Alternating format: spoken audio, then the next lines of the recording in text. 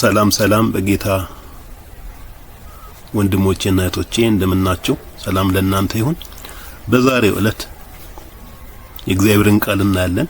ለመሆኑ ከናንተ መሃል እግዚአብሔር በሰባኛው ትውልድ ላይ እንደሚፈርድ ስንቶቻችሁ ሰምታችኋል? ማለትም በሰባኛው ትውልድ ዘመን ፍርድ እንዳለ፣ ይህም በብሉይ ኪዳንም በአዲስ ኪዳንም እንደተገለጸ ስንቶቻችሁ ተረድታችኋል? ስለ ሰባኛው ትውልድ ለማወቅ ምን አስፈለገ ለምትሉ፣ ሰባኛው ትውልድ እኛ ብንሆንስ? የሚፈረድበት ትውልድ ይሄ ቢሆንስ? ከዚህ የተነሳ በእኔ መረዳት ሰባኛው ትውልድ ይሄ ነው ብዬ ስለማምን ይህንን ትምህርት ወደፊት አምጥቼዋለሁ። ስሜ ተስፋዬ ይባላል። በሙሉ ወንጌል ቤተክርስቲያን ጌታን ያገኘው በመጋቢ ግርማ ቦጋለ የተጠመቅኩ የተለያዩ ቤተክርስቲያናት እግዚአብሔርን ሳገለግል የቆየው ወንድማችሁ ነኝ። ስለ ትምህርት አቀራረብ መጨረሻ ላይ ማለትም በዚህ ትምህርት መጨረሻ ላይ ገልጽላችኋለሁ። አሁን በቀጥታ ወደ ትምህርታችን እንገባለን።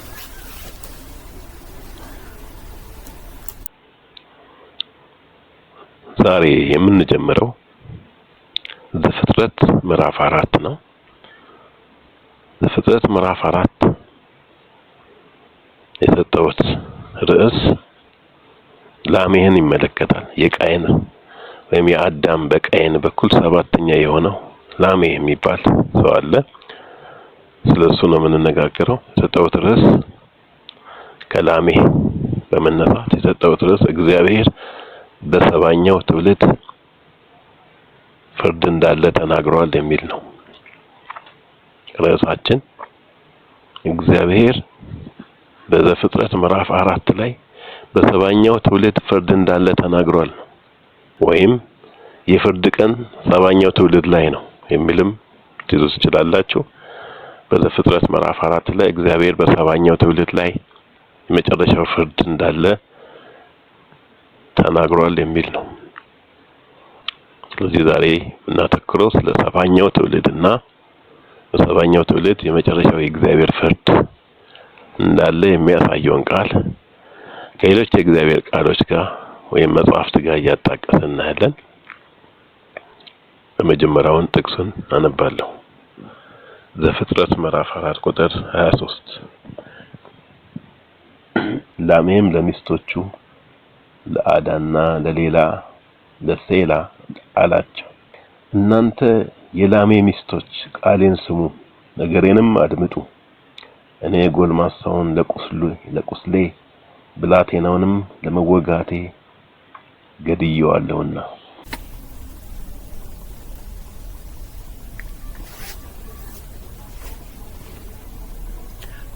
ቃየንን 7 እጥፍ ይበቀሉታል፣ ላሜህን ግን 77 እጥፍ ይላል።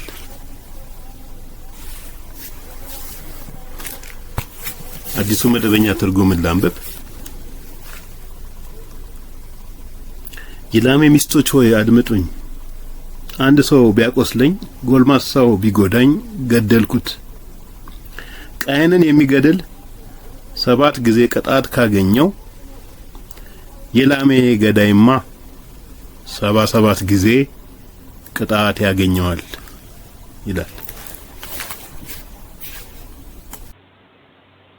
ላሜህን ግን 77 እጥፍ ይላል።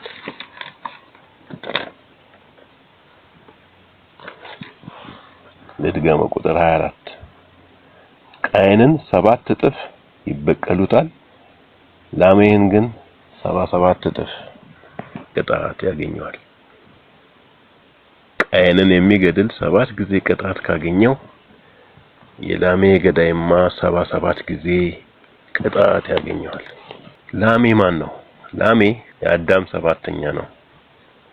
አዳም ቃየንን ወለደ። ቃየን ሄኖክን ወለደ። ሄኖክ ኢራድን ወለደ። ኢራድ መሁያኤልን ወለደ። መሁያኤል ማቱሳኤልን ወለደ። ማቱሳኤል ላሜህን ወለደ። ስለዚህ ላሜ ከአዳም ተነስተን ስንቆጥር በቃየን በኩል 7ኛ ትውልድ ነው። በዛኛው ደግሞ በሴት ዘር እንቁጠር እስቲ።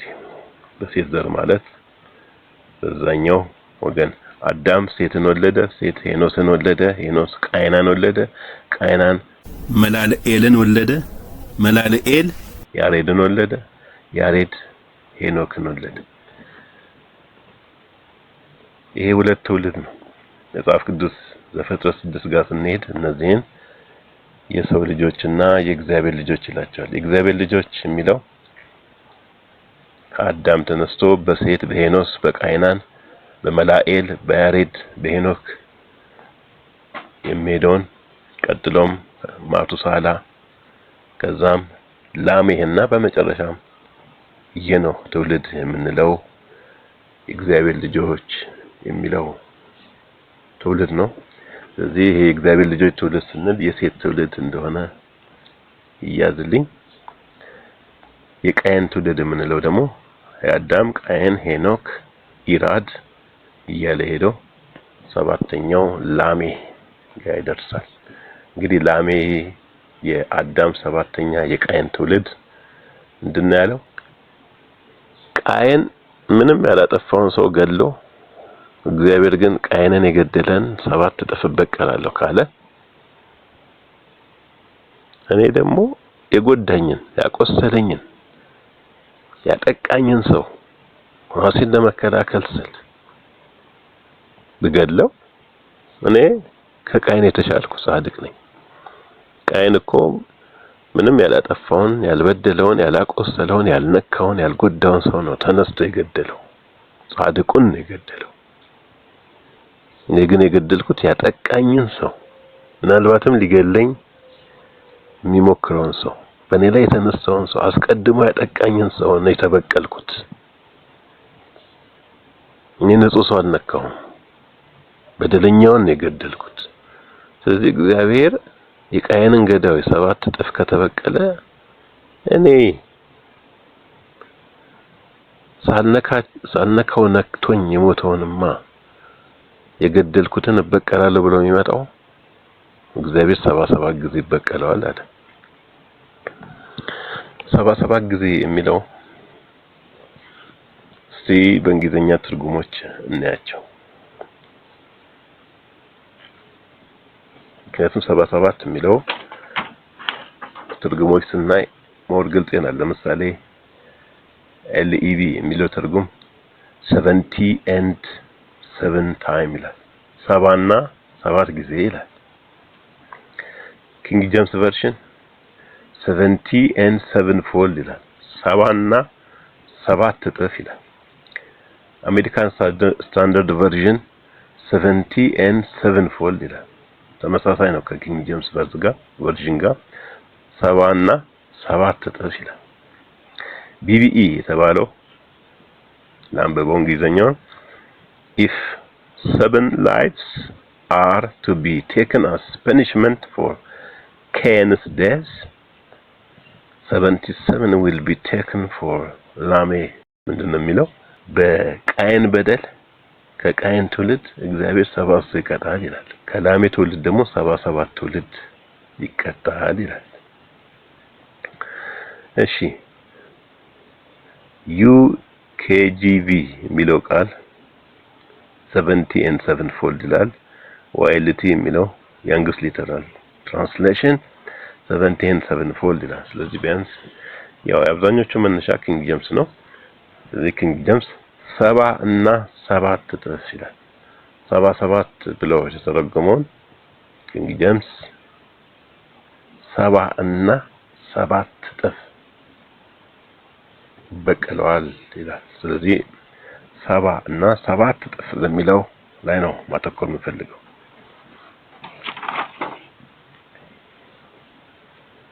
የሁለቱን ዘሮች ትውልድ ስናይ የእግዚአብሔርን ልጆችና የሰው ልጆች እንግዲህ የእግዚአብሔር ልጆች ያልነው ወደ ኖህ የሚደርሰው ነው 10ኛው ነው። ወደዛ የሚደርሰው ትውልድ ሲሆን የሴት ትውልድ ማለት ነው። የሰው ልጆች የሚባሉ ደግሞ ከቃየን ተነስቶ ላሜህ የሚደርሰው ላሜህ 7ኛ ትውልድ የሆነው ነው። ስለዚህ የእግዚአብሔር ልጆች 7ኛው ሄኖክ፣ የሰው ልጆች 7ኛ ደግሞ ላሜ ናቸው። የእግዚአብሔር ትውልድ 7ኛው ላሜ ሄኖክ፣ ስለ ሄኖክ ሲናገር የእግዚአብሔር ቃል ምንድነው የሚለው? ሄኖክም አካሄዱን ከእግዚአብሔር ጋር አደረገ፣ ወሰደውም አልተገኘም ይላል። ጥቅሱን ላንብበው። ዘፍጥረት ምዕራፍ 5 ቁጥር 24 ሄኖክም አካሄዱን ከእግዚአብሔር ጋር ስላደረገ አልተገኘም፣ እግዚአብሔር ወስዶታልና ሲል፣ በሌላ በኩል ደግሞ ተመሳሳዩ ሰባተኛ ትውልድ የላሜ ትውልድ ማለት ነው፣ ወይም የሄኖክ ሰባተኛ በዚህኛው አንጻር ያለው ላሜ ደግሞ እንዲህ ይላል። እግዚአብሔር እኔን የገደለኝን 7 ጊዜ 70 በቀለዋል ይላል። ቃየንን የገደለ 7 ጊዜ በቀለዋል። ለመሆኑ ቃየንን የገደለ 7 ጊዜ በቀለዋል? ቃየንንስ ገዳዩንስ? ቃየንንም 7 እጥፍ ነው የሚበቀለው።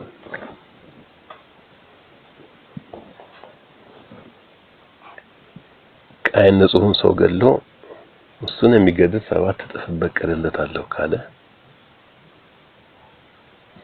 ንጹሕን አቤልን የገደለው ቃየንንስ እግዚአብሔር እሱንም 7 እጥፍ ነው የሚበቀለው። ምን ማለት ነው? 7 እጥፍ 7 እጥፍ ማለት 7 ትውልድ ማለት ነው።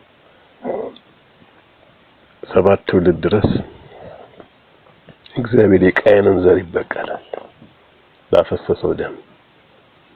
እሱን የሚገድል ደግሞ እንደዚሁ 7 እጥፍ ይበቀልለታል። አሁን የቃየንን እንተውና ቃየን ስላጠፋው ስለገደለው አቤል እንነጋገር። ቃየን አቤልን በመግደሉ በተመሳሳይ እግዚአብሔር ቃየንን 7 እጥፍ 7 ትውልድ ይበቀላል። ግን በጊዜው ቃየን ትውልድ የለውም። ይህን ቃል በሰጠው ጊዜ ትውልድ የለውም። ምክንያቱም የእግዚአብሔር ቃል ምንድነው የሚለው? እግዚአብሔር በዘፍጥረት ምዕራፍ 4 ላይ ቁጥር 8 አቤልንም ወደ ሜዳ እንሂድ አለው። በሜዳም ሳሉ ቃየን በወንድሙ በአቤል ላይ ተነሳም ገደለው ይላል። ከዛ ቁጥር 16 ቃየንም ከእግዚአብሔር ፊት ወጣ፣ ተሰደደ፣ ሄደንም ወደ ምስራቅ በኖድ ምድር ተቀመጠ። ቃየንም ሚስትን አወቀ፣ ጸነሰች፣ ሄኖስንም ወለደች። ስለዚህ ልጅ የወለደው መቼ ነው? ቃየን አቤልን ከገደለ በኋላ ነው። እግዚአብሔር የሰጠው ቃል ቁጥር 15 እንግዲህ እግዚአብሔር እርሱን አለው ያገኘኝ ሁሉ ይገለኛል አለ። እሱ ያገኘኝ ሁሉ ይገለኛል። ቃየንም እግዚአብሔርን አለው ኃጢአት ልሸከማት የማልችላት ታላቅ ናት። ነው ዛሬ ከምድር ፊት አሳደድከኝ። ቁጥር 14 ከፊትህም እሰወራለሁ፣ በምድርም ላይ ኮብላይና ተቅበዝባዥ እሆናለሁ፣ የሚያገኘኝ ሁሉ ይገለኛል አለ። ለምን? በደለኛ ስለሆነ። እግዚአብሔርም እሱን አለው ቁጥር 15 እንግዲህ ቃየንን የገደለ ሁሉ 7 እጥፍ ይበቀልለታል። እግዚአብሔርም ቃየንን ያገኘው ሁሉ እንዳይገለው ምልክት አደረገለት። ቃየንም ከእግዚአብሔር ፊት ወጣ፣ ከሄደንም ወደ ምስራቅ በኖድ ምድር ተቀመጠ። ቃየንም ሚስቱን አወቀ፣ ጸነሰችም፣ ሄኖስንም ወለደች። ቅደም ተከተሉን እንይ። ቃየን ወንድሙን ገደለ። እግዚአብሔርም አንተን የሚገድል 7 እጥፍ እበቀልልሃለሁ አለው። ከዛ ሌላ ቦታ ሄዶ አግብቶ ወለደ። ስለዚህ ወንድሙንም ሲገድል እግዚአብሔርም የሚገድልህን እበቀላለሁ ሲለው አልወለደም። ትውልድ የለውም። ትውልድ ስለሌለው እግዚአብሔር እሱንም 7 እጥፍ መበቀል ቢኖርበትም ትውልድ ስለሌለው እግዚአብሔር ትውልድ እስኪመጣ መጠበቅ ነበረበት። እግዚአብሔር ቃየንን ለመበቀል 7 ትውልድ መጠበቅ ነበረበት። ምን ማለት ነው? እግዚአብሔር የመጀመሪያውን ትውልድ ተበቀለ። የማንን ትውልድ? የቃየንን ልጅ የሄኖስን ትውልድ ማለት ነው። የሄኖስን ትውልድ ምክንያቱም 7 እጥፍ ማለት 7ቱንም ትውልድ እበቀላለሁ ነው። ስለዚህ የሄኖስን ትውልድ ላይ በቀል ነበር የእግዚአብሔር በቀል። ይቅርታ፣ በሄኖክ ላይ፣ በኢራድ ላይ 2፣ በመሁያኤል ላይ፣ በማቱሳኤል ላይ፣ እንደገና በላሜህ ላይ። ላሜህ ከአዳም ጀምሮ ስንቆጥር 7ኛ ነው። እርግጥ ነው ከቃየን ጀምሮ ከቆጠርን 6ኛ ነው። ግን ከአዳም ጀምሮ ስለሆነ መቁጠር ያለብን ላሜህ 7ኛ ትውልድ ነው። 7 እጥፍ ሲል እስከ 7ኛው ትውልድ ማለት ነው። ከቃየን ጀምሮ ስንቆጥር ግን 6 ነው። ቃየንንም ከተውን 5 ነው። ስለዚህ ከአዳም 7ኛ በሚለው እንያዝ። ስለዚህ እስከ 7ኛ ትውልድ እሱንም ይበቀለዋል።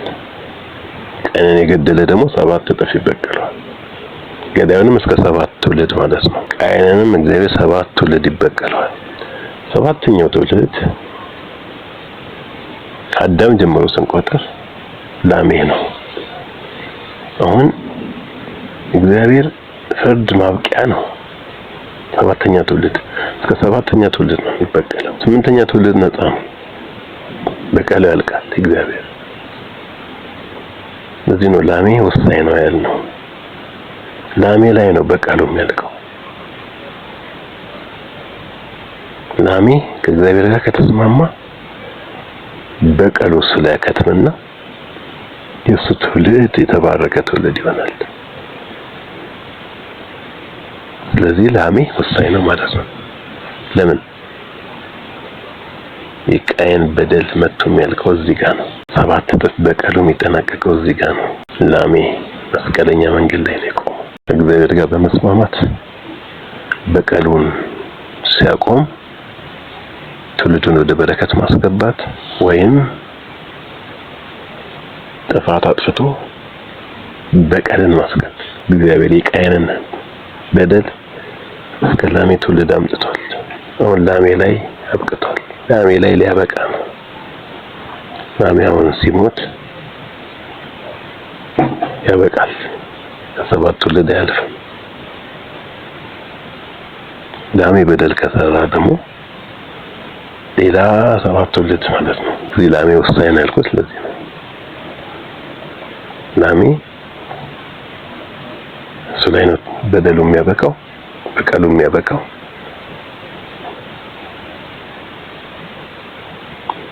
በቀል ይጠናቀቃል ማለት ነው እሱ ላይ። እሱ ከእግዚአብሔር ጋር ከተስማማ ካልበደለ የሱ ትውልድ ደግሞ የተባረከ ይሆናል። ስለዚህ ወሳኝ ሰው አይመስላችሁ? ቅድመ አያቱ ምናምን 7ኛው ቃየን የሰራው በደል እሱ ላይም እየዘነበ ነው። 7ኛ ነው። ከሱ ግን አያልፍም። በቃ ያልቃል። አሁን እሱ ቢበድልም ተብሎ ነው እንጂ የሚጀመር የቃየን በደል 7 እጥፍ እዚህ ጋር ነው የሚያከለው። ስለዚህ ወሳኝ ነው። ታውቃላችሁ አንዳንድ ወሳኝ የሆነ ትውልድ አለ። ድሮ የነበረ በደል መጥቶ የሚጠናቀቅበት ያ ትውልድ ታዘዝ ከሆነ በመቀጠል ትውልዱ የሚባረክበት፣ ማይታዘዝ ከሆነ አዲስ ደግሞ በደል የሚቀጠልበት። ብዙዎቻችን እኮ በዘር ማንዘራችን የመጣው በደል ማጠናቀቂያ እኛ እንሆን ይሆናል። ከኛ በኋላ ደግሞ ትውልዱ ይባረካል። ግን እኛ ምን እያደረግን ነው? የበደል ማጠናቀቂያ ከእግዚአብሔር ጋር የተስማማን ነው ወገኖች። በመድራችን ታያላችሁ አይደል? ጸልያለን ምንድነው እንላለን። ምንድነው ሁልጊዜ ጦርነት፣ ሁልጊዜ ችግር፣ ሁልጊዜ ድህነት። ምንድነው የማይለቀን? ምንድነው የጦርነት አዙሪት፣ የድህነት አዙሪት ምንድነው? ተሳስቦ የመጣ በደል ነው። አንድ ይበድላል፣ ሌላኛው በቀሉን ወይም ቁጣውን አያስቆምም። እሱም ሌላ ይበድላል፣ ሌላው ይተላለፋል። ጽድቅን ብንሰራ ግን በደሉ እኛ ላይ ያበቃ ነበር። የኛ ትውልድ ይባረክ ነበር። በዳዊት ዘመን 3 ዓመት ደጋግሞ ረሃብ ሆነ ይላል። ታውቃላችሁ ዳዊት እግዚአብሔርን የሚከተል ሰው ነው። ስለዚህ ጥያቄ ጠየቀ። እግዚአብሔር ሆይ እኔ ካንተን እያመለክኩ አንተን እየተከተልኩ ለምንድን ነው 3 ዓመት ተከታታይ ረሃብ የሚሆንብን? ያንተ በረከት የታለ ብሎ ጸለየ። ካንተ በፊት የነበረው ንጉስ የሰራው በደል ነው አለ። ተጠናቀቀ። የገባዖንን ሰዎች ገድሏል። ኢያሱ ቃሉን ሰጥቷቸው ነበር እንደማይገደሉ። ግን ዘመን ጠብቆ ተበቀላቸው። በደል ነው።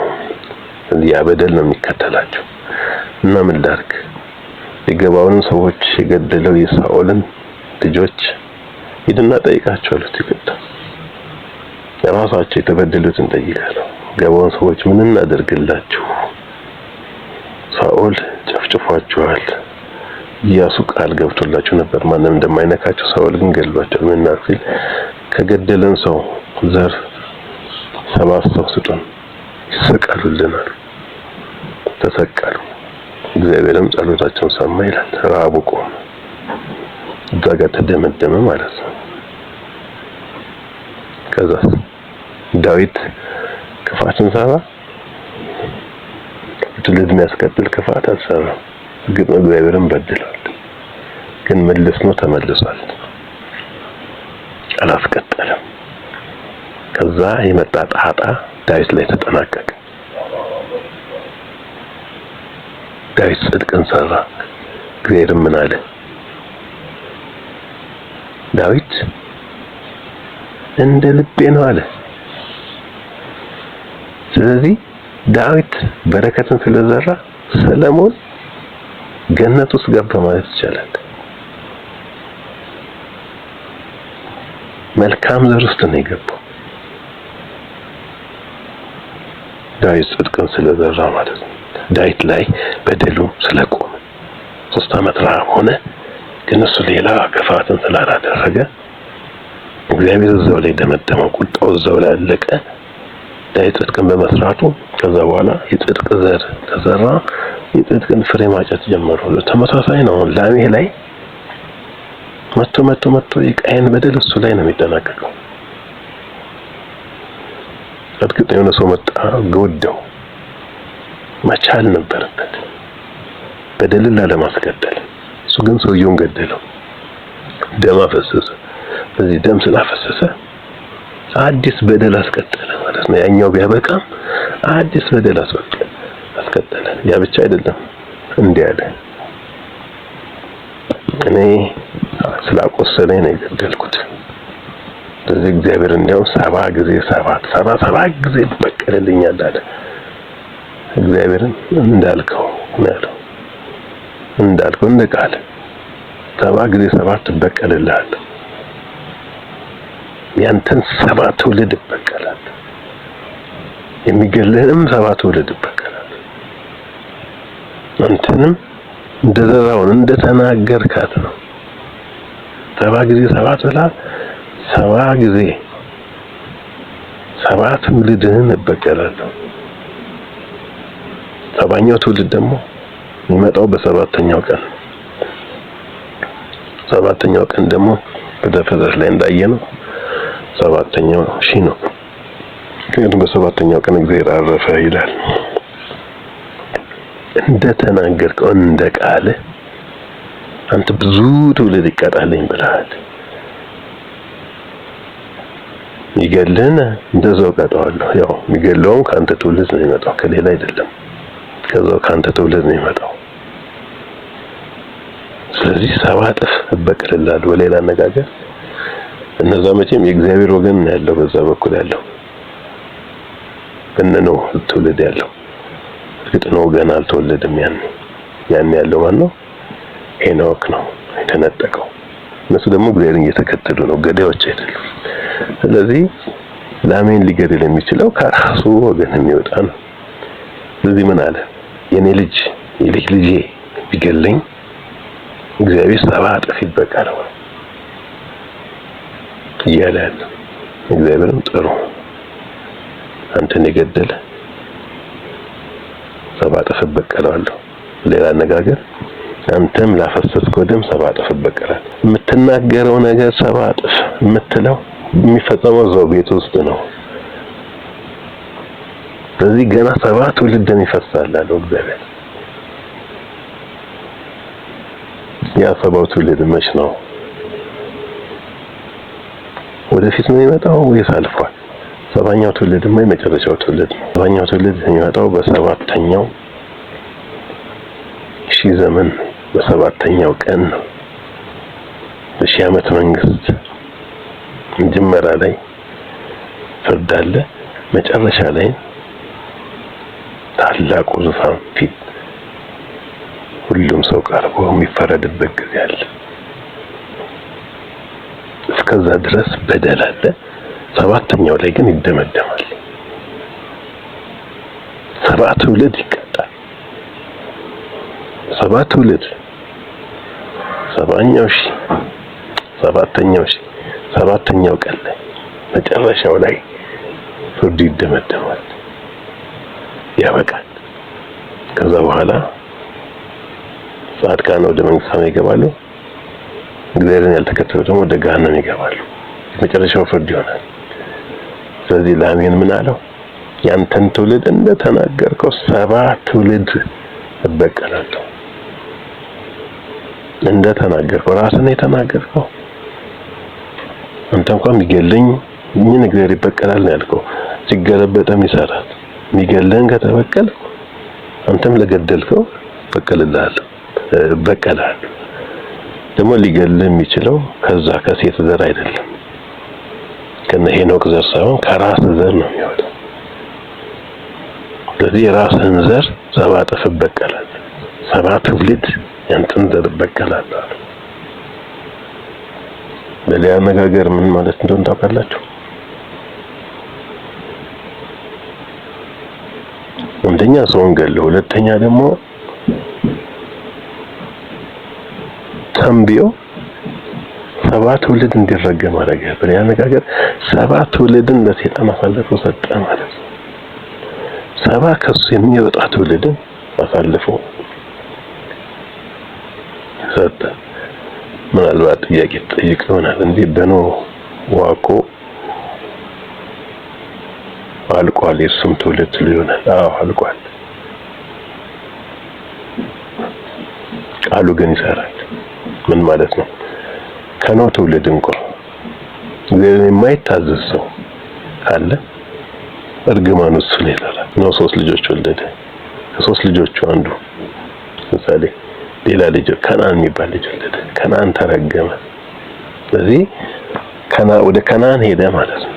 ይሄ ላሜ የተናገረው ትንቢቱ ፍጻሜ ያገኝ ነበር። ይፈልግ ነበረ፣ ከነዓንን አገኘ። ስለዚህ በከነዓን ቀጠለ ማለት ነው። ወደ ዘፍጥረት 9 አካባቢ ስትሄዱ ናምሩድ የሚባሉ ይነሳሉ። ስለዚህ ምንም እንኳን የሱ ትውልድ ቢጠፋም በጥፋት ውሃ ሰይጣንን የሚከተል ትውልድ ከመጣ እርግማኑ ይሰራበታል። እስከ 7 ትውልድ እየተከታተለ ማለት ነው። እኛ ታዲያ 7ኛው ትውልድ እንሆን ይሆን? 7ኛው ትውልድ ለመሆናችን ምንም ማረጋገጫ የለም።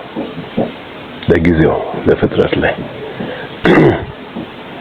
ዳንኤልና ሌሎች ቃሎችን እናያለን። ኢየሱስ ጴጥሮስን እንዲያለው አንድ ሰው ቢበድልኝ ስንት ጊዜ ይቅር ልበለው አለ?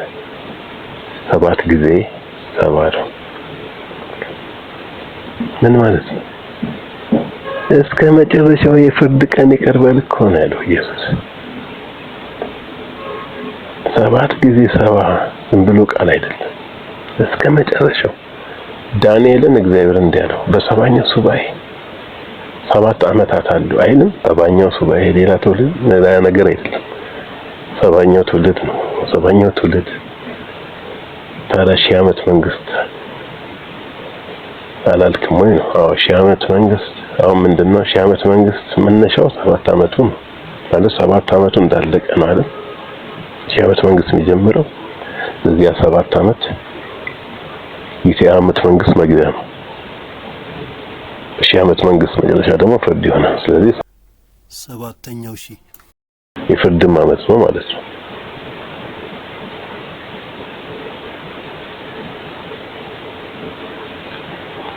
ስለዚህ ለዳንኤል 7ኛው ሱባኤ 7 ቀን 7 ዓመታት የፍርድ ቀን አለ። የመጨረሻው የምህረትም ቀን ነው። ሰይጣን የተከተሉ ሰዎች ይፈረድባቸው። ፍርድ እዛ ጋር አለ። ፍርዳቸውን ግን የሚቀበሉት በዙፋን ፊት ቀርበው ከሺህ ዓመት በኋላ ነው። በሰባተኛው ቀን መጨረሻ ማለት ነው። በሰባተኛው ቀን መጀመሪያ ይፈረድባቸዋል ራእይ ላይ እንደምናየው። በሰባተኛው ቀን መጨረሻ በሺህ ዓመት መጨረሻ ደግሞ ፍርዳቸውን ይቀበላል። እዚህ ጋር በስጋ ይሞታሉ፣ እዛ ደግሞ በመንፈስ ይፈረድባቸዋል ማለት ነው። ኢየሱስም 70 ጊዜ 7 ይከፈል ሲል እስከ ሰባኛው ትውልድ እግዚአብሔር በሰባተኛው ቀን ፍርዱን እስኪያጠናቅቅ ድረስ እቺ ምድር እስካለች ድረስ ምሕረት አድርግ ነው። በዘመኑ ሁሉ የሰው ዘር እስካለ ድረስ ምሕረት አድርግ ነው። እስከዛ ድረስ ምሕረት አለ ነው ያለው እግዚአብሔር። እስከዛ ድረስ እስከ 7 ትውልድ ድረስ ይቅርታ ዘመን አለ። ይቅር ይላል እግዚአብሔር። በራእይ መጽሐፍ ላይ እንኳን ያን የተከተሉት ሰዎች እኮ ማህተሙን እስከሚወስዱ ድረስ የምህረት ጊዜ አለ። 3 ዓመት ተኩል የምህረት ጊዜ ነው። የሰባኛው ዓመት የሰባኛው ትውልድ እዛ ጋር ነው ያለው። ሰባተኛው ሺህ ደግሞ መግቢያ ነው። የሺህ ዓመት መንግስት መጀመሪያ ማለት ነው። ስለዚህ እስከዛ ድረስ ምህረት አለ። እስከዛ ምህረት አድርግ ነው ኢየሱስ ያለው። ስለዚህ ትምህርታችን ስናጠናቀቅ ላሜ ሰባኛው ትውልድ ላይ እግዚአብሔር ይፈርዳል በሰራውት በደል እያለ ነው። ያ ደግሞ ተከታተለውና ሰባኛው ትውልድ ላይ ማለት። ስለዚህ ሰባኛው ትውልድ እኛ ነን ወይ? የዳንኤል ትንቢት መፈጸሚያ ነው። እኛ ነን ብዙዎች ትውልድ ነው እያሉ ነው። እንደዛ ከሆነ ምን ማድረግ እንዳለብን በሚቀጥለው ትምህርት እናያለን። ለዛሬው ሰላም።